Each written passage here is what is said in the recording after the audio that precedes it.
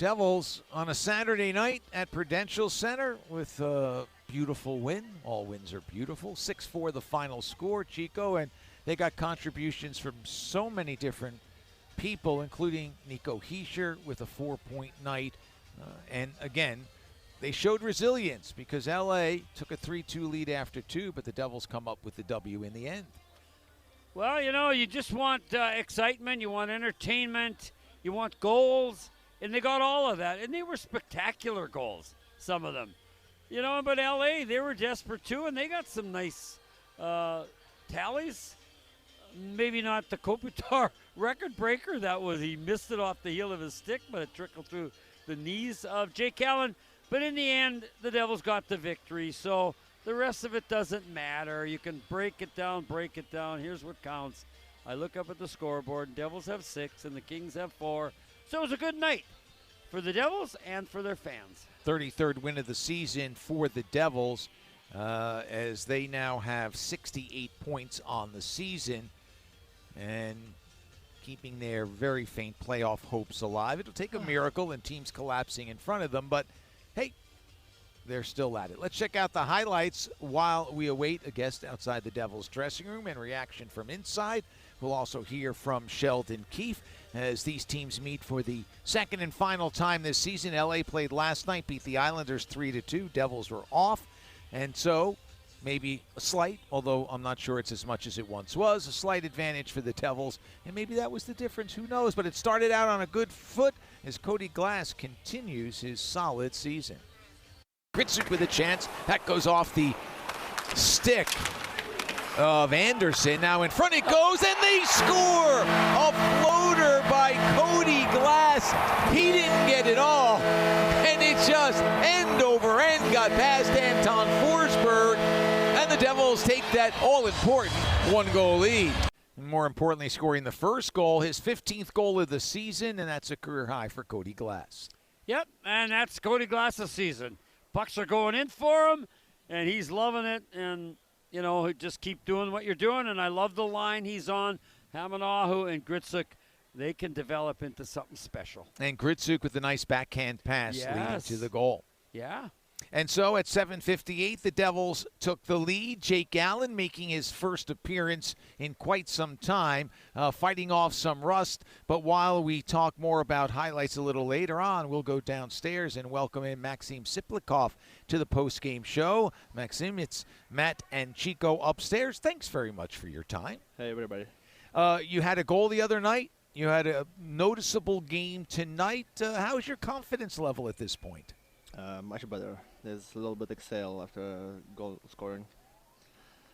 Well, that's any time. But you know what? You guys were playing well as a as the fourth line. But you were making plays. What do you think you might have done different? Not just you, but your whole line tonight. That really was noticeable. I think coach staff give us more ice time and opportunity. Okay. And I think we play really good about simple and good forecheck, good bring puck into the net, and good D-zone, I think. Mm-hmm. Need just a help team for scoring. We saw you play, of course, with the Islanders, so we know a little bit about your game. We're just getting to see you up close on a regular basis. How would you describe the game that you bring to the ice? I need just more confidence, and I feel now is much better because I have more ice time, and I see his coach trust us, and I try to play my game, and every game just bring them more confidence and feels and touches, shooting, and everything. So what is your game? Try very hard, hits, good going to the net, grab some battles. Yeah. Hey, when you were in the Continental League, it was different, but were you looked upon as a goal scorer or as an offensive player? One more time, please. Oh, when you were in the Continental League, in Russia? KHL? Yes. Yeah. Were you looked upon? Did people think, oh, yeah, Tsyplakov, he's an offensive player? Yeah, for sure. But Last year I was in the top 6, but now this year it was a little bit different. Yeah. And I try play what coach try look at me, what he say, and it's my job. For sure I like the offense, and I can play offense, but if now need to be in the fourth liner, I be in the fourth liner. Yeah, you know what? It would have been sweet for you, though. That backhand move you made in the second period, coming out of the side of the net, the backhand just went wide. That was beautiful. But tell us a little bit about, Gritsik. We know he's going to be a good player. He's got lots of enthusiasm. As a fellow Russian, what do you see that makes him special? He's really nice skater and really good hands. Mm-hmm. He can just challenge the demands, and he showed this for everybody. I think he has a good shot, and I think he has a good future in the team. I agree. We agree with you. Maxim, thanks very much for your time. Congratulations on the goal the other night. A good performance this evening. We'll see you on Monday against Boston. Thanks so much. Goodbye. Thank you.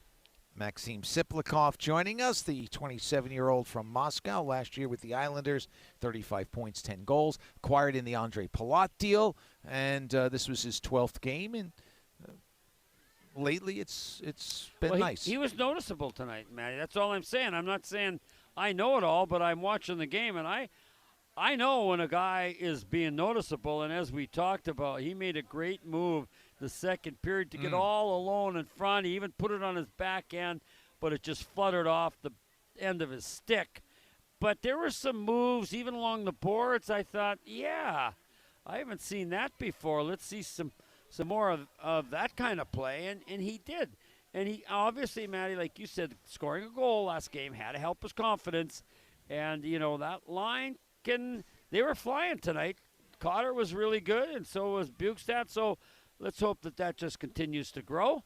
A little over 10 minutes of ice time tonight for Maxim Tsyplakov. 2 shots in that span, 3 hits, 2 takeaways, a block shot. Yeah. Other than scoring goals in consecutive games, you can't ask for much more in limited time like that. Yeah, and the one that isn't even a shot was that move in front. Mm-hmm. I'm looking for that. He got himself loose, but just pushed it wide. So the Devils hoping that there's some more there for Maxim Tsyplakov. Has another year left on his contract. And we'll see what the future holds. The immediate future is Monday against Boston. But the more immediate future is a return to highlights of tonight's game. So Jake Gallen getting just his second start since the Olympic break. He had lost his last 4 over 2 weeks watching while Jacob Markstrom got the call between the pipes. Early on, though, Jake came up against, it turned out to be LA's all-time leading scorer.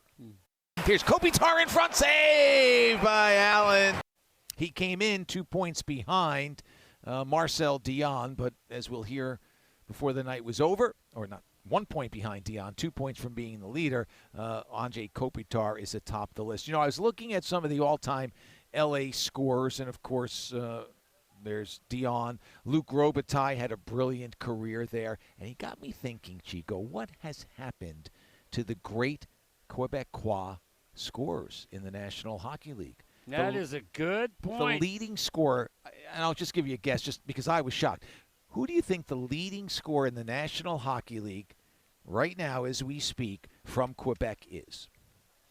Don't know. Yeah, and it's not Alexis Lafreniere. Yeah, that hurts. Right. It's Anthony Mantha. Oh, okay, yeah. And no knock on him. He's had a very good year in Pittsburgh, but where have they gone? Well, it's really Canadian hockey is at a crossroads. They're not producing goalies. As you know, there are not many goalies coming out at all.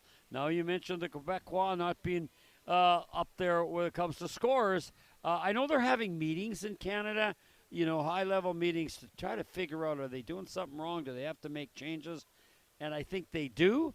They're not winning World Juniors anymore like they used to. So, yeah, there's some problems up there that they got to rectify because, nobody is prouder of their hockey than Canadians. Yeah, and the Quebec province has produced some unbelievable players, but not as of late. And so, anyway, just thought about that as Robitaille and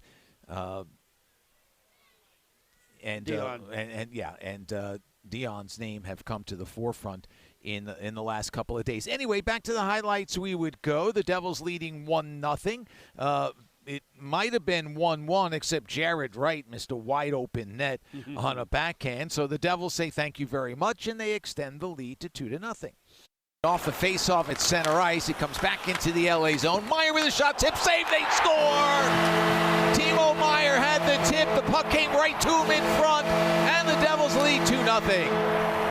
22nd of the season for Nico Hischier. Timo Meyer picked up the primary assist. Luke used the secondary assist, and the Devils had a 2-0 lead, which is the way the period came to an end. The Devils had a late power play. They had a number of saves on Anton Forsberg, but not able to score. It carried over into the second. Still, they did not score, but it was 2-0 in a really good period.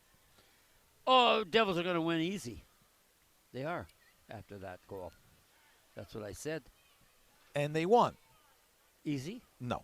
But they won, okay. and that's the important thing. No, I said they were going to win easy, not just win. Yeah, and it was down to the very end for the Devils to record this victory. Dougie Hamilton was called for interference 3.5 minutes into the second period. The LA power play's been a black hole for most of the season. Not tonight, as Andrei Kopitar got the Kings on the board. Thanks. Panarin with it. Now for Clark. Right wing circle. In front. They score.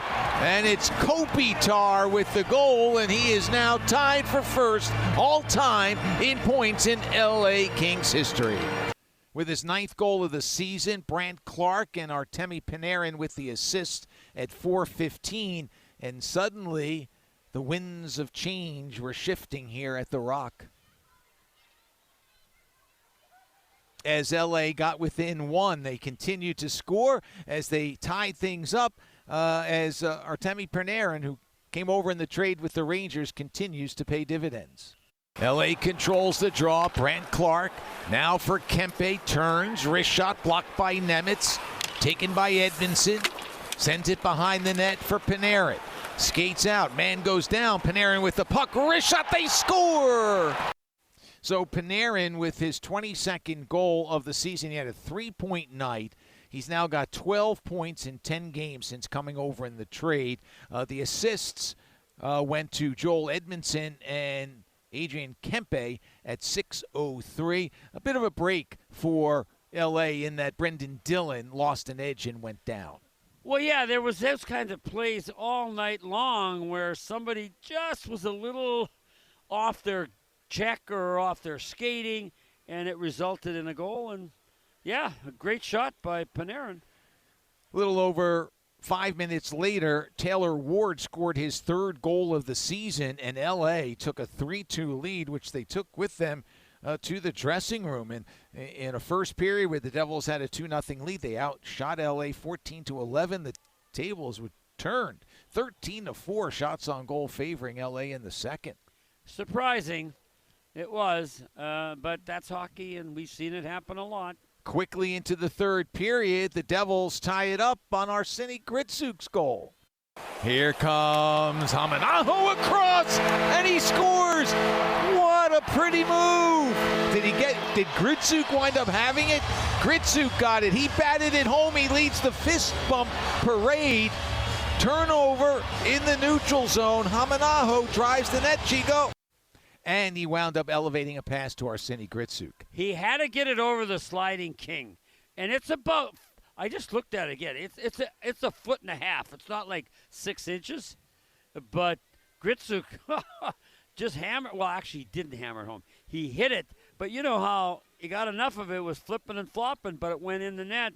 But still a terrific eye-hand coordination goal for Gritsuk.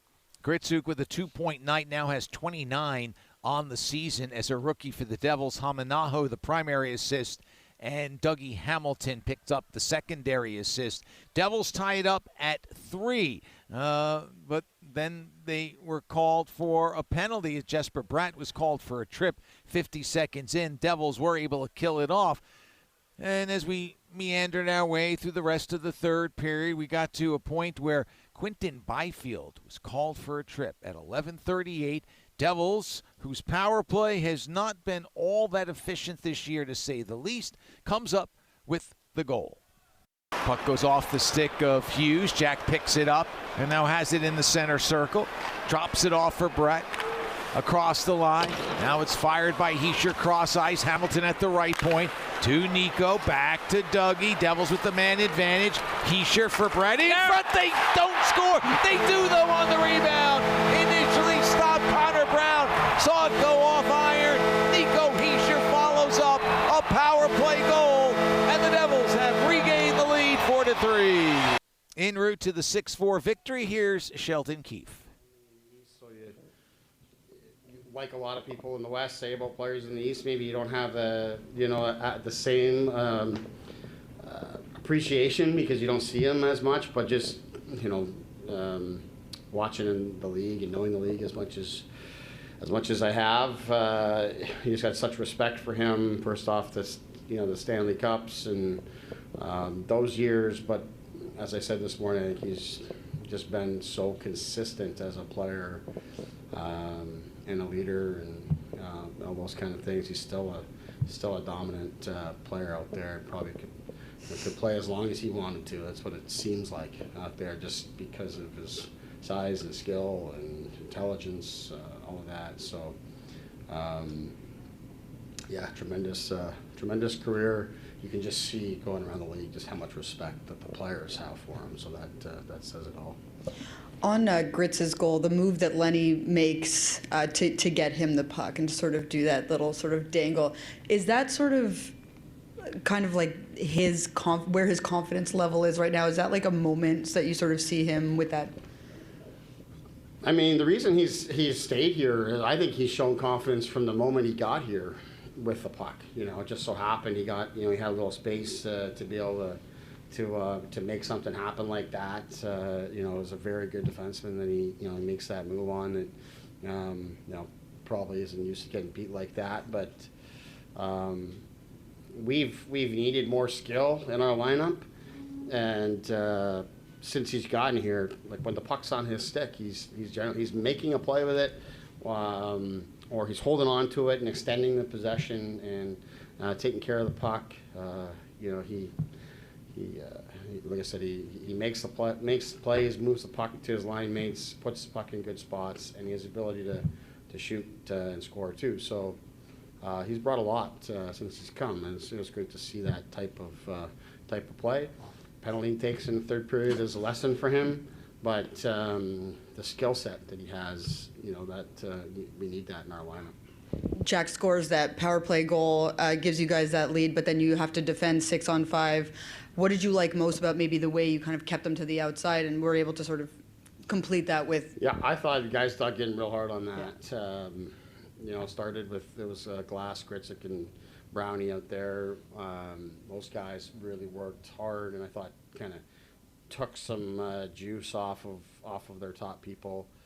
Some great efforts there, and then they handed off to I guess it was Nico, Timo, and Merce, and I thought those guys did just the same. And then just you'd watch the game in the moment, it would pass by, but there's subtle moments where we just advance the puck 5 feet versus just hammering one down the ice with such little time left, and now giving them a face-off and a reset and a chance to call a timeout, all these kind of things. We just advanced the puck, took care of it nicely, and then eventually get it to a spot where we can shoot it in the net and ice the game. So little things like that I thought we managed well. So to come back, win a game in the third period and close it out, power play to come through, lots of great things in that period for sure. For the third period, it looks like you've, for a portion anyways, if not all of it, switched Jack and Nico. Was that to sort of give a different look? I mean, I know the Nico line was on for 2 of the 3 goals in the in the second period. Like, what was sort of the thought process behind that? I mean, that was,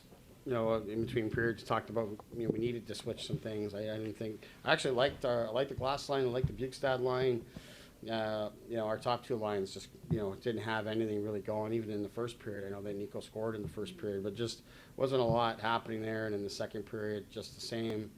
So I just thought I needed to change the chemistry a little bit, especially against this opponent. I mean, they defend so hard. They're big and they're strong and they're fast, and they always have 5 people back. So I thought I needed to change it up a little bit, have Timo's size alongside Jack, but also change the matchup too, because I thought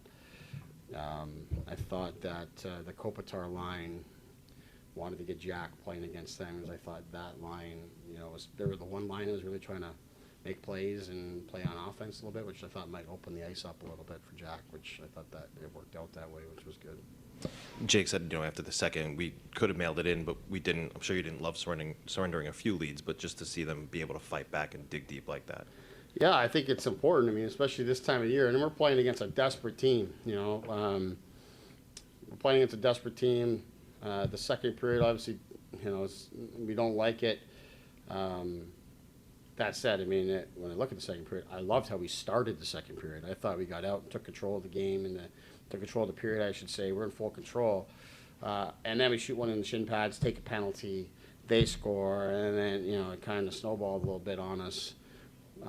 To reset and have the guys come out, Lenny makes a big play, gives us some life, and the guys just keep building and, give one back, get one back. It was really good to see, and especially the way our power play responded.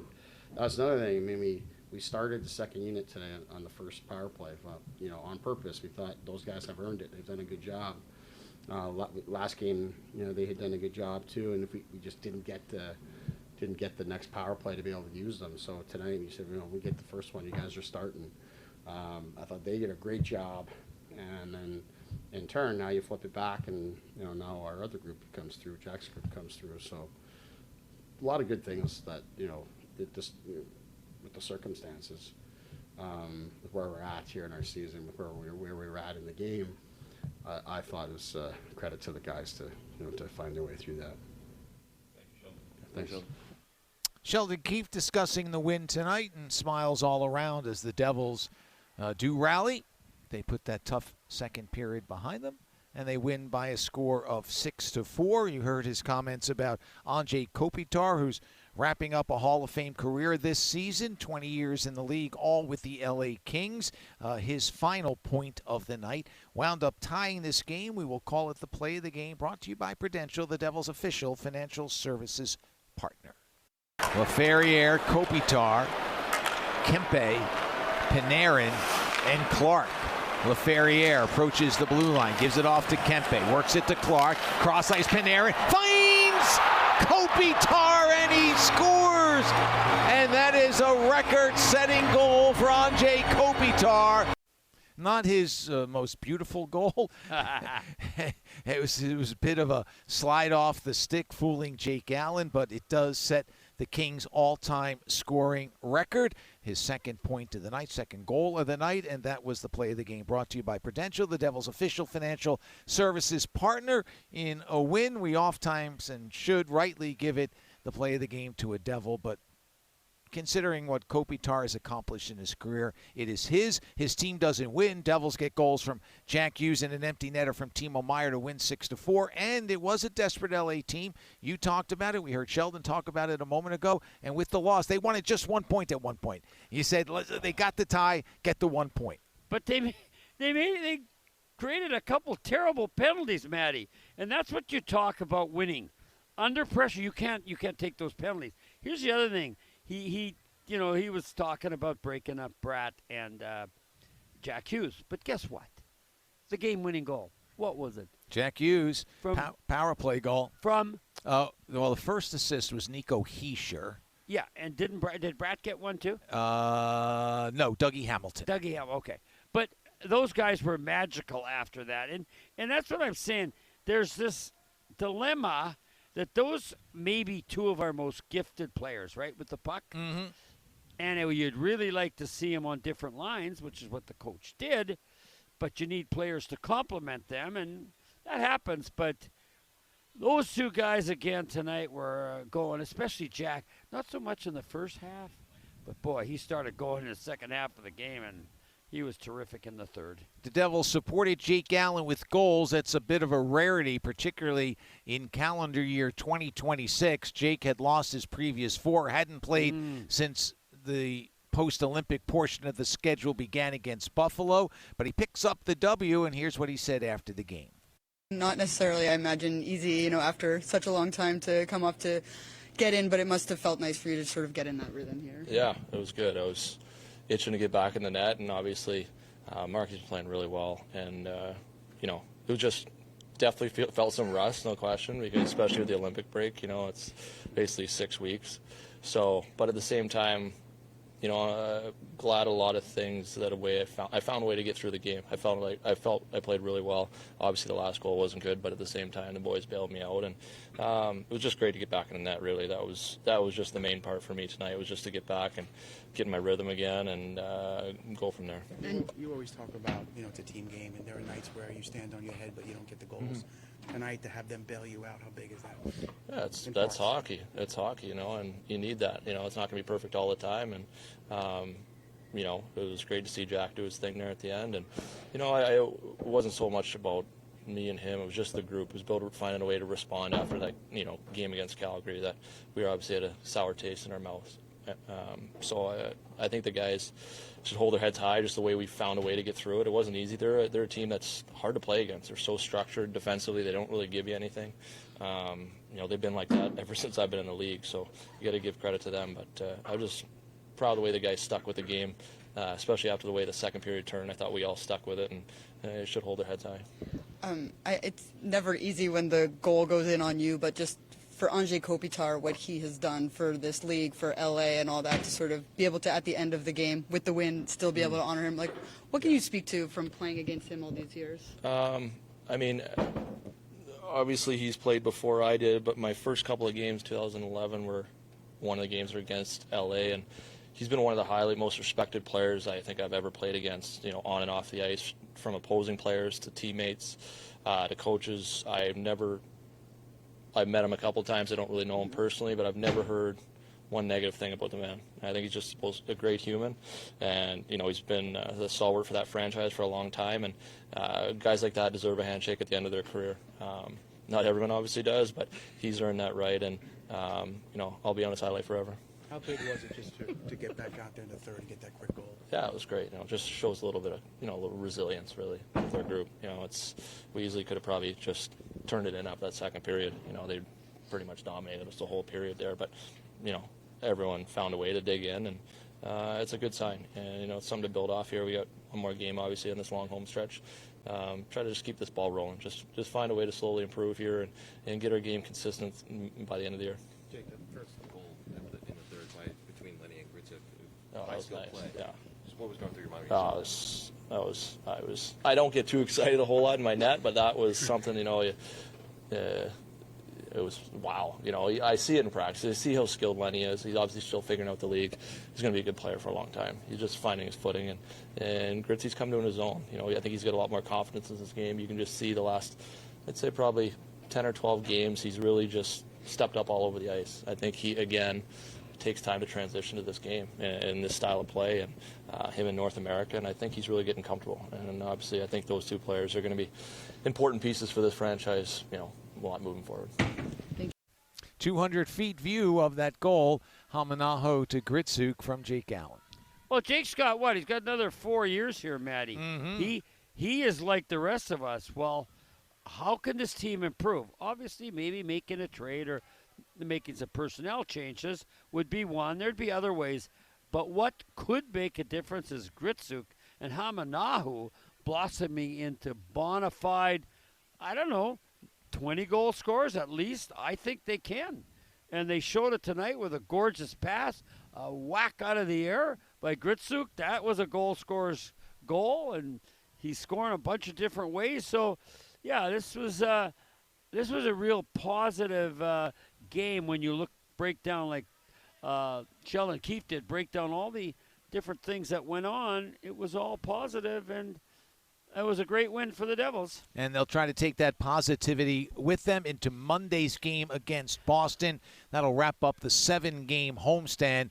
We'll cover it beginning with the pregame show at 6:50.